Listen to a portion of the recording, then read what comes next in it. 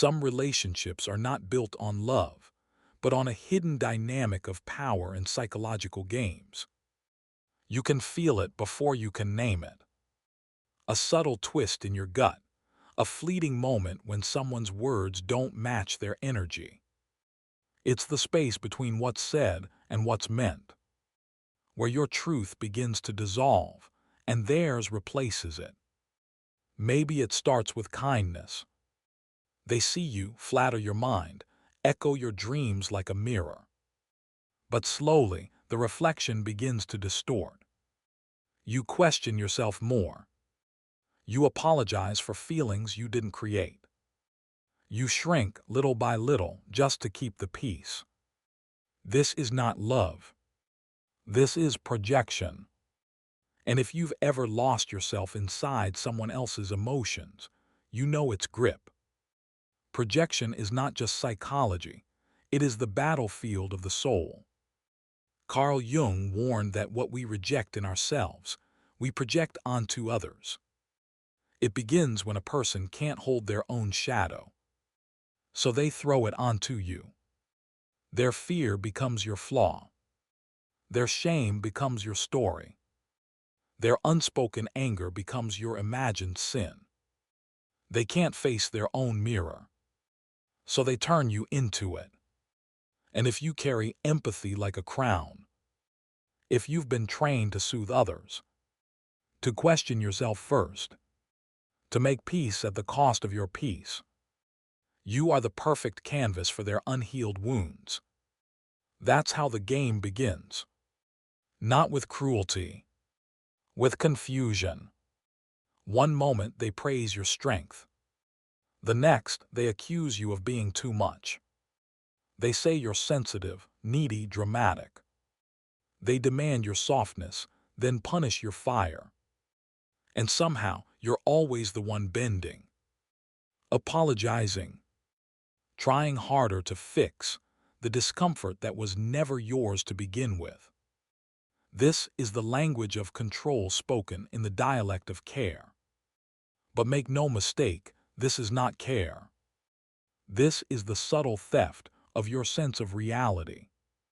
And it often begins when someone cannot differentiate where they end and you begin. They feel anger. Suddenly, you're the one being aggressive. They feel shame. Now you're judgmental. They fear abandonment. Suddenly, you're selfish for needing space. In Jungian terms, this is the shadow at play. The parts of themselves they've disowned, splashed violently onto your identity. And the more you absorb it, the less of you remains. But here's the secret. Their projection only works when you believe it. When you confuse their discomfort with your guilt. When you confuse their chaos with your responsibility. So let's ask something deeper. Why does this pattern repeat? Why are some drawn to manipulators like moths to flame? The answer lives in the unconscious. In wounds formed before you had language to defend yourself. If, as a child, your safety depended on making others feel okay, you learned to anticipate emotions before they were spoken. You learned that love came with a cost. To be good, you had to disappear a little. And that story, it doesn't leave. It grows and becomes the template you use to love.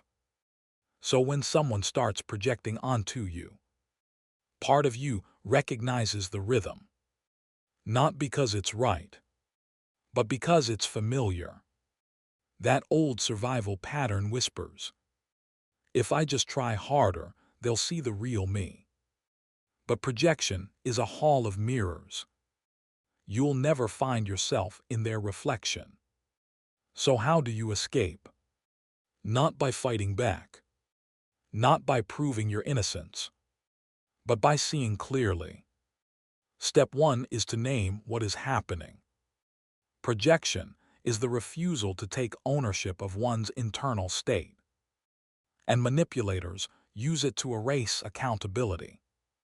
to make you carry what they refuse to claim. But you can't heal what you won't name. So when someone accuses you of being too emotional, pause. Ask, is this truly mine? When they call you selfish for asserting a boundary, ask, whose need is being centered here? When they distort your reality, anchor in your own body. How do you feel when you're alone, without their gaze on you? That's your truth. That's your baseline. To protect your emotional energy, you must become like the sovereign queen. She does not rush to defend her worth. She does not argue with chaos.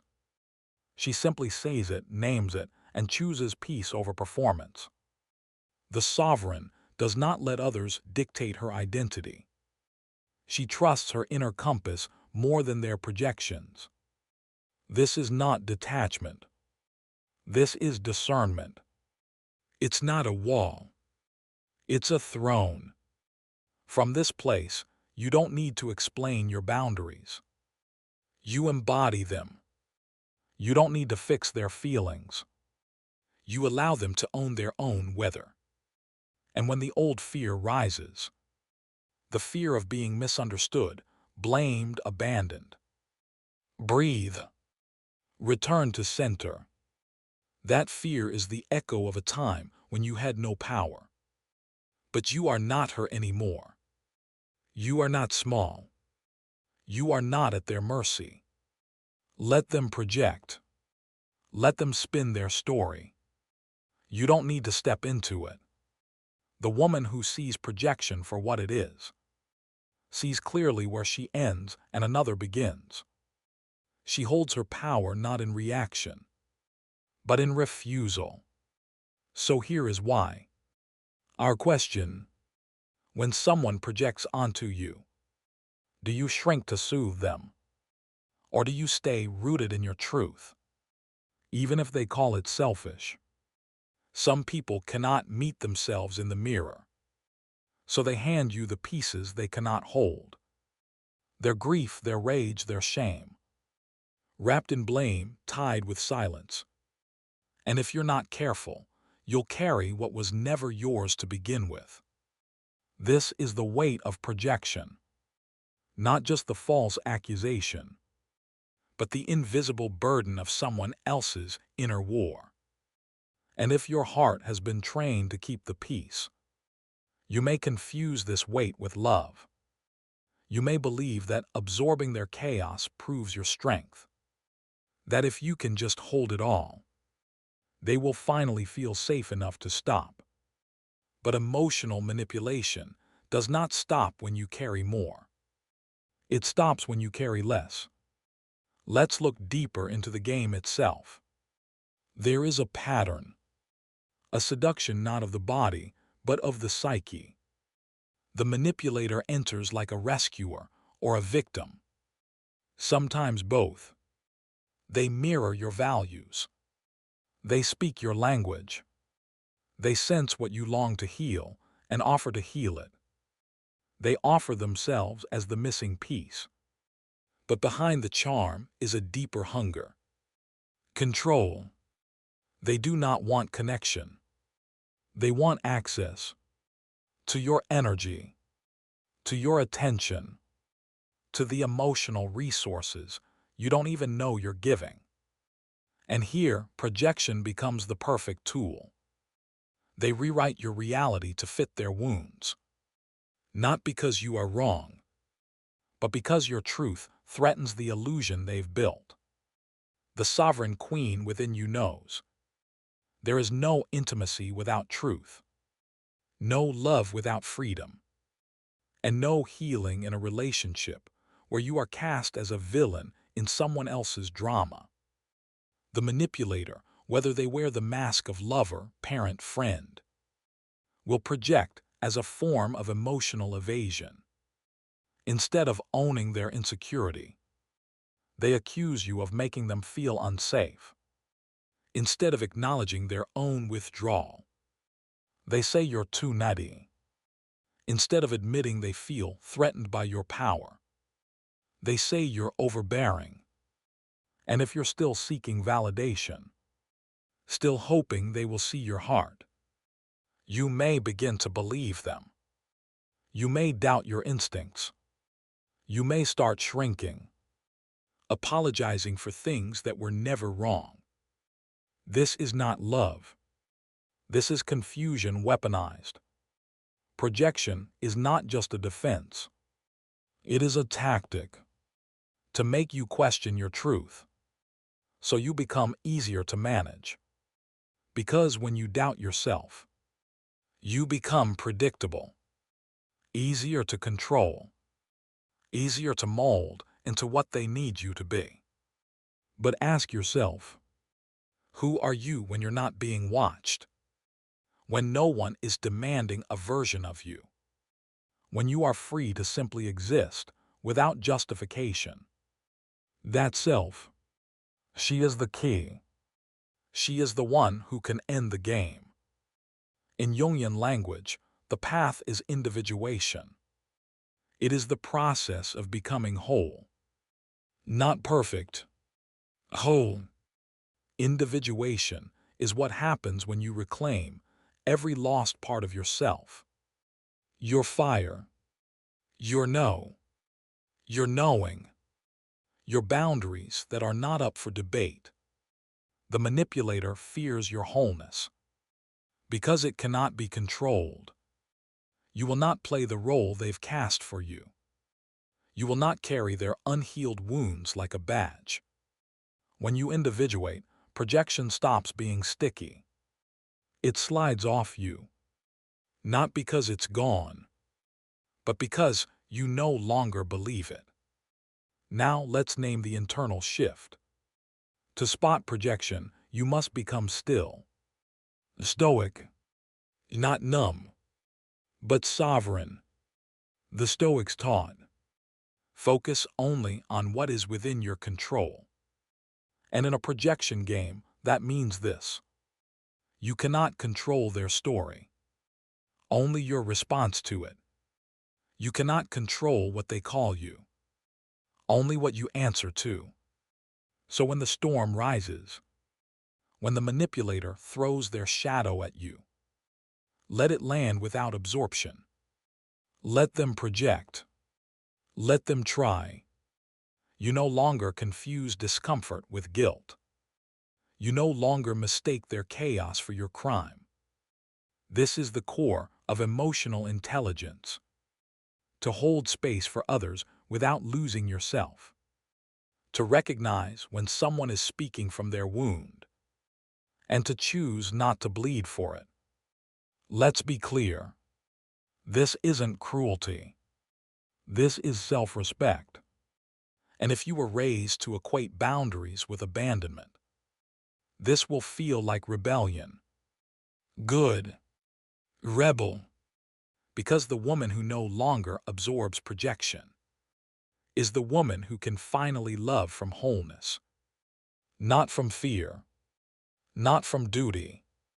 Not from a place of trying to rescue or be rescued.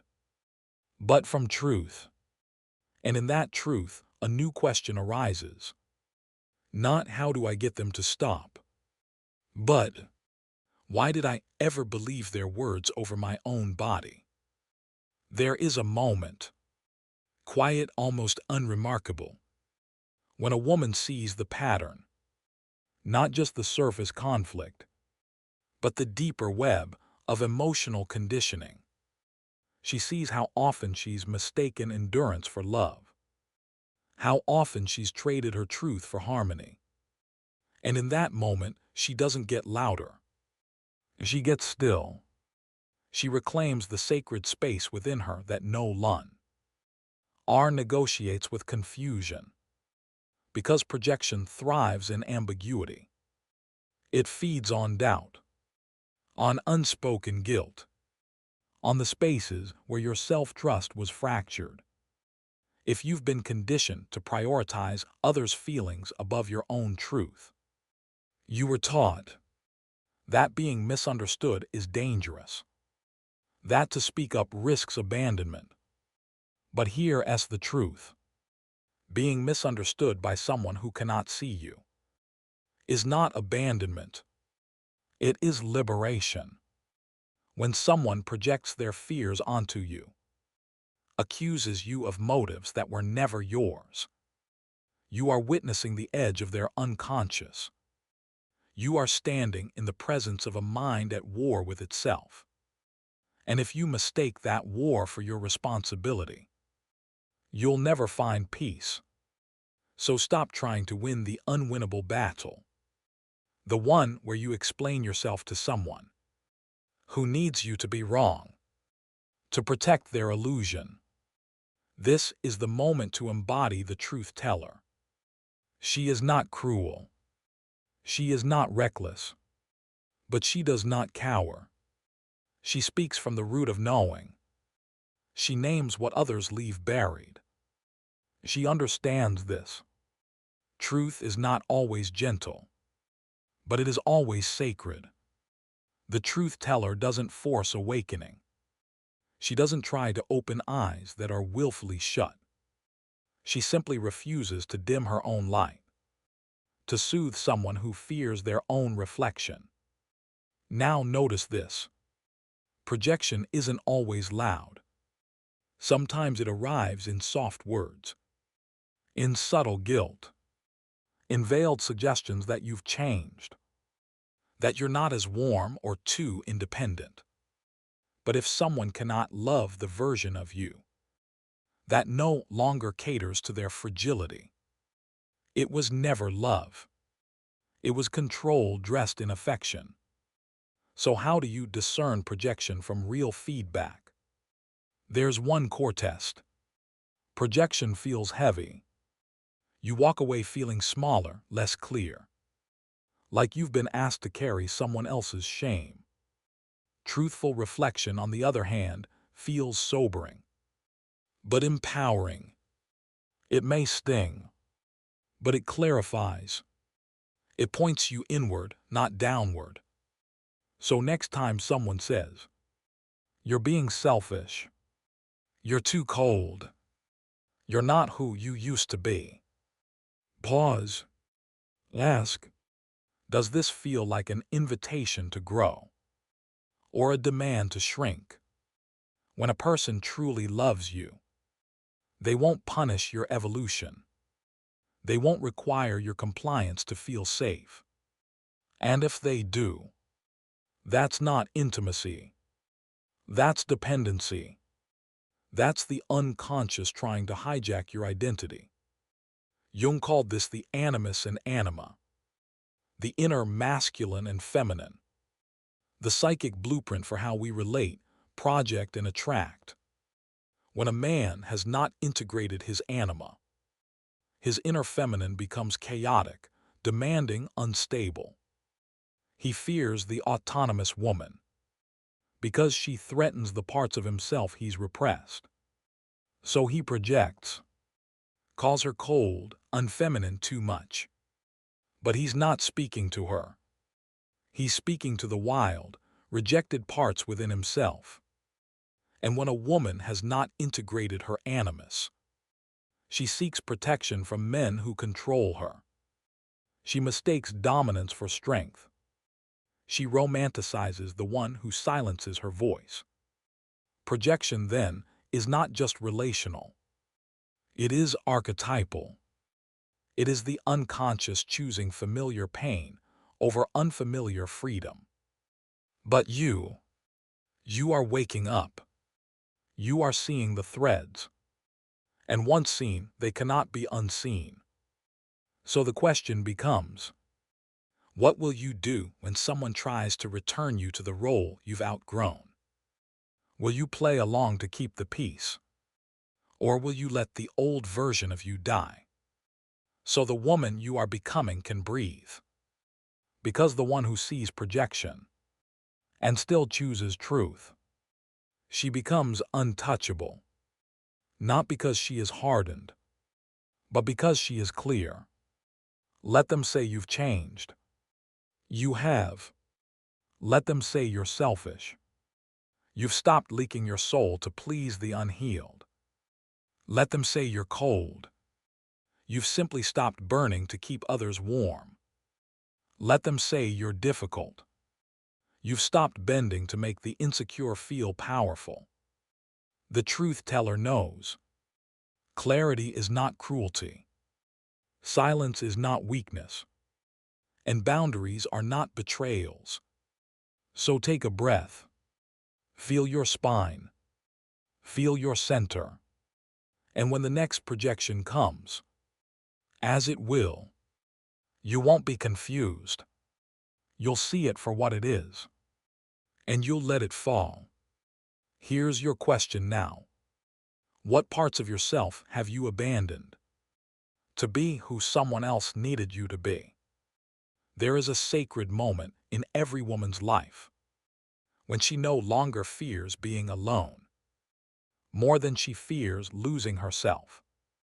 This is the death of codependence, the rebirth of self. It's not a loud rebellion. It's a soft refusal to carry projections, to internalize guilt that isn't earned, to shrink for the comfort of the unaware. It's a shift so quiet it echoes, because once you see the game, you can never unsee it. That subtle pattern of walking on emotional eggshells, of over-explaining your intentions, of tiptoeing around someone's fragility, while your own needs go unmet. The sovereign queen knows. This is not love. This is survival in disguise. And survival is not the saw. Me as connection. Let's look closer. When you're caught in someone else's projection, you stop hearing your own voice. Their shame becomes your conscience. Their fear becomes your compass. Their anger becomes your fault. You contort. You justify. You try to love them back into clarity. But clarity can't be gifted. It must be chosen. And you're not here to be someone's emotional caretaker. You're not here to translate what they refuse to feel. You're not here to play the villain in someone's unfinished childhood. Projection is a form of possession, not mystical, emotional. Your identity is slowly rewritten by someone else's unexamined pain. And if you've been taught to equate love with sacrifice, you may not see it happening. But hear this. Love that requires the death of your truth is not love. It's bondage. You are not here to be liked. You are here to be real. And sometimes being real means being misunderstood. That's the cost of integrity. When you no longer make yourself small to be digestible, some will choke on your truth. Let them, because the right ones will not project onto your strength. They'll rise to meet it. They won't accuse your independence of being threatening. They'll celebrate your fire. They won't need you to stay broken, so they can feel whole. This is emotional maturity, not perfection, not cold detachment, but ownership. Owning your triggers, owning your impact, owning your healing. And if someone refuses that path, they will use projection as a shortcut to control. They will rewrite the story to avoid their reflection. She's too much. She's changed. She's the problem. But you are no longer a character in their unfinished story. You are writing your own. Now breathe into this. Projection only works when there's an opening. So ask, where in your life have you abandoned your intuition to be perceived as good? Where have you dimmed your voice to avoid being called difficult? Where have you confused tension with danger? Because not all discomfort is harm. Some discomfort is growth. especially when it comes from choosing self-respect over emotional appeasement. It will feel unfamiliar. It may even feel cruel. But that's the voice of old conditioning. That's the echo of a time when your survival depended on harmony at all costs. You're not there anymore. You don't need to earn your right to exist. You don't need to over-explain boundaries to those who benefit from your lack of them. You don't need to fight projection with performance. You need only truth. Here is how you disarm projection. You stay anchored. You speak with clarity. And then you let go. No defending. No pleasing. No proving. Because emotional manipulation thrives on your reaction, but dies in your silence. Not the silence of suppression. The silence of sovereignty. That moment when you look at someone's distorted view of you and choose not to make it your home. You don't argue. You don't absorb. You simply return to your center. And that is power. That is the woman who has remembered herself. That is the woman who no longer plays roles in someone else's unhealed script.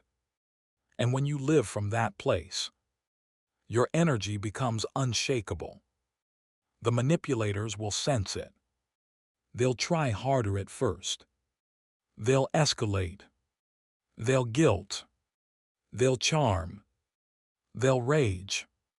Not because you're wrong, but because their control is slipping.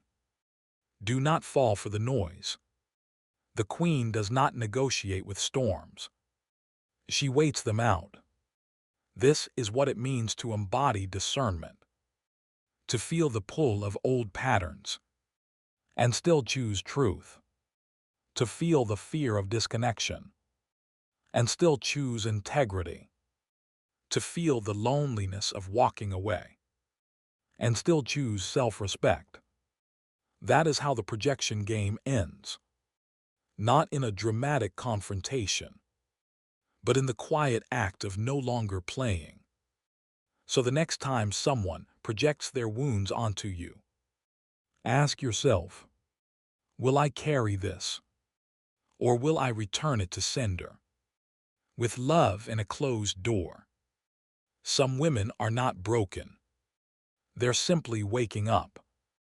Waking up from lifetimes of emotional labor.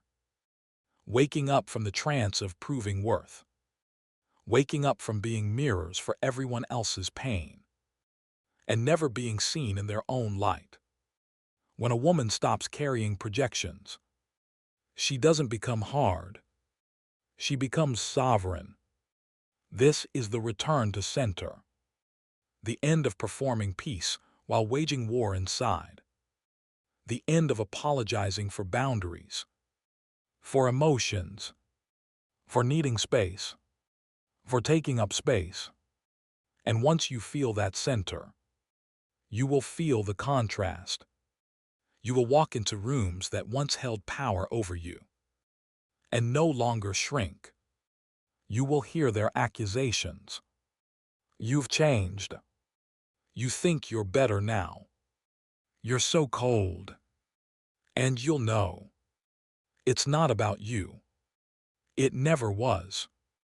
It was about their discomfort with the version of you that no longer bleeds for them. Because here is the truth. The woman who sees through projection becomes uncontrollable. Not reckless, just free. And freedom to the unhealed feels like bitter. I'll. But to the truth teller, to the sovereign queen, freedom is the only loyalty that matters. Now let's go deeper. Why is projection so powerful? Because it taps into your hidden doubt. The place where you're not fully anchored in your self-worth. If there's a wound in you, a silent fear that you're too much, too selfish, not lovable unless you perform. That's where projection enters, not because you are weak, but because you are human. So to disarm manipulation, you must meet the places inside you where you still believe you are wrong for being whole. This is shadow work, not a trend, not a hashtag. It is the sacred act of sitting with the parts of yourself you've exiled. The anger, the grief, the desire, the no, the shadow, as Jung taught, is everything you reject in yourself. And when left unacknowledged, it becomes magnetic. You attract partners who carry what you deny, and you carry what they cannot face. A perfect storm, until you see it, until you stop playing the unconscious dance of guilt and absorption. That's when projection loses its power. Because once you've made peace with your own shadow, you stop accepting someone else's. You don't need to prove you're good. You know you're whole. So when a man calls you too independent, you hear his fear, not your failure. When a friend says you've changed, you nod and keep walking. When a parent accuses you of being distant, because you no longer sacrifice your mental health for their comfort, you hold your boundary like a sacred altar, because clarity is your new compass. Not guilt, not fear, not approval. And with clarity comes protection, the energetic kind, the kind that makes you immune to the subtle gaslight that used to twist your gut. Not because manipulation disappeared, but because your self-trust is louder now. This is emotional intelligence, not just knowing your triggers, but knowing your truth so intimately that no one can sell you a false story about yourself ever again. So the next time someone accuses you of being selfish, ask, is this selfishness? Or is this me no longer abandoning myself to make others feel powerful? The next time someone says, you've got walls, ask, are these walls, or are they gates, built to protect what I finally know is sacred? Because boundaries are not about pushing people away. They are about knowing who is safe to let in. And here's the deeper truth. The more you stop absorbing projections, the more projections you'll see. It can feel isolating, but it's not loneliness. It's clarity. And clarity will strip away the noise, the roles, the false alliances, until only truth remains. Truth that cannot be manipulated, because it is embodied. That is the gift of the sovereign queen. She does not chase truth. She becomes it. And in doing so, she becomes a mirror no one can distort. So let this be your vow. To stop explaining yourself to the unwilling. To stop dancing with confusion disguised as love. To stop abandoning yourself for proximity. You were never meant to be understood by those who need you to be small. Let them go. Let the illusion die. Let the truth rise. Here is your final question for now. If you trusted your intuition completely, whose story would you stop living in? And now the final shedding. When a woman has walked through the fire of projection and no longer makes a home in someone else's storm, she becomes untouchable in the deepest sense. Not because her life is free from manipulation, but because her mind is. Her heart no longer makes room for those who confuse control with love. This is not a bitter transformation. This is a holy one. It is what Jung called individuation, the return to wholeness, not perfection, wholeness, where the abandoned parts of you are no longer shameful. They are sacred. Your anger is no longer a problem. It is your compass. Your grief is not weakness. It is depth. Your no is not rejection. It is revelation. You've become someone who recognizes the difference between reflection and distortion, between intimacy and enmeshment, between connection and captivity. You feel it now, in your bones, the power of stillness in the face of manipulation, the clarity of knowing what is yours to carry, and what never was. This is how the sovereign queen rules. She is not cruel, but she is not compliant. She offers her heart freely, but only to those who do not try to colonize it. And this doesn't mean you stop loving. It means you stop leaking. You stop loving from fear. You stop loving from scarcity. You stop offering yourself in fragments just to soothe someone else's emptiness. Love becomes clean, not conditional, not manipulative, not transactional. Love becomes truth. So when someone tries to bait you, to drag you into their unresolved pain, you no longer step into the ring. You don't argue. You don't defend. You simply don't participate. That's the quiet power they never saw coming. Because you are no longer reactive. You are responsive. You are no longer confused. You are discerning. You are no longer trying to be understood. You are devoted to being whole. And from this place, you begin to attract differently. People who see you, not just your usefulness. People who speak truth, not twist it. People who don't demand you collapse to make them feel tall. But even more than that, you begin to hold yourself differently. You trust your gut. You trust your timing. You trust your right to exist. Without shrinking. Without proving. Without apologizing.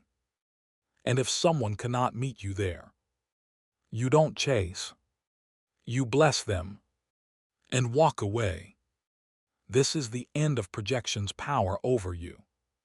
Because now your self-image is rooted within. It is not negotiable. It is not for sale. It is not up for debate. So take this moment. Let it settle into your body. Let your nervous system absorb what your mind now knows. You are allowed to be clear. You are allowed to be direct. You are allowed to be whole. You are allowed to say no without explanation. You are allowed to say yes without guilt. And when the familiar shadows knock, when someone tries to distort you again, to project their wound onto your light, you will know. Instantly, you will smile, stay still, and let the storm pass. Because now you know. Not every fire needs your water. Not every war needs your participation. You do not need to be seen by the blind. You do not need to be heard by the deaf. You do not need to be loved by those who only know how to possess. You need only be true to you. So here is your invitation. Drop the roles. Drop the guilt. Drop the old contracts of pain. And rise as the woman who sees clearly, who speaks softly, but lives loudly, who no longer bends for the sake of comfort, but stands for the sake of truth. Because the woman who sees the truth chooses her peace. Share the moment you finally said enough and reclaimed your power in the comments below.